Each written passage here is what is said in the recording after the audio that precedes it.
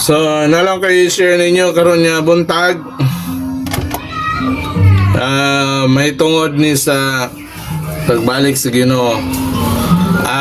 Nasayod ta karon nga panahon ang Iran, no? Ang Iran ug Israel ug ang US grabe gyud ang gubat. Ani sa Mateo 24 padulong sa 6 nag-ingon siya, kay daghan unya ang mutungha dinala ang ako ngalan nga nag-ingon ako mao ang Kristo, og ang daghan ang ilang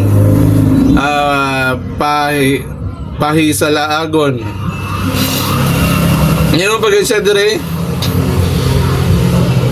og makadungog kamo og mga gubat og mga dungog mahitungod sa mga gubat, pagbantay kamo nga dili kamo makuyawan, kay kinahanglan gayud kini nga mahitabo apan dili pa kini mao ang katapusan.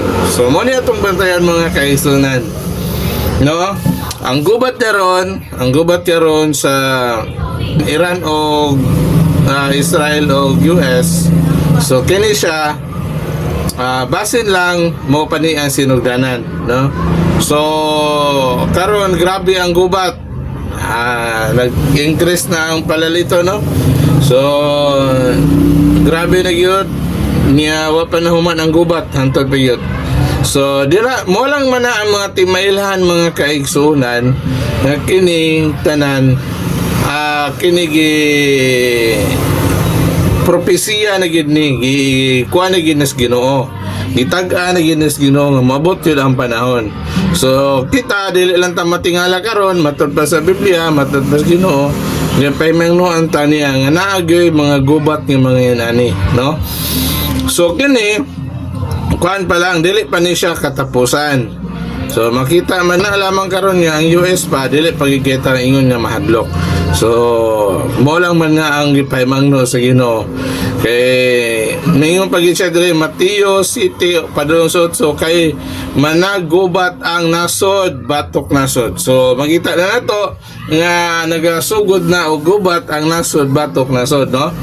Og ang gingharian batok sa gingharian, og mahitabo ang mga gutom og mga linog sa nagkalain-laing mga dapit, kining tanan mao lamang ang sinugdanan sa mga kasakit.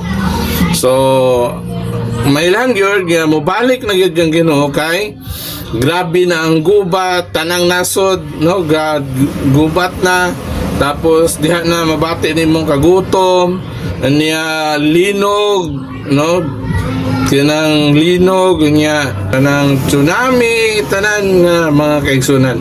So kini mo na ito mailhan, pero karon nagagubat pa lang nga pila lamang kanasod, pero mo gini nako nga kung tanan na ang nasod ang gira diha na gyud, no? Diha na gyud siya, diha na gyud nato mabati nga kana mahapit na gyud mobalik ang Ginoo.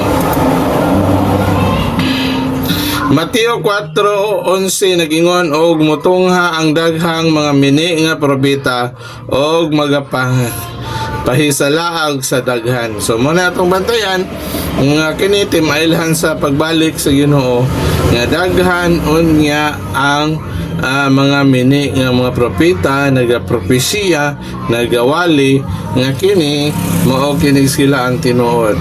So dili na siya katagan, no? Ang Ginoo na gyud ang nagsulti ana. Naana gyud na sa mga kaigsunan. Naana gyud na, no? Kana siya mga kuan gyud na, mga timailhan sa pagbalik sa Ginoo. Daghang salamat mga kaigsunan na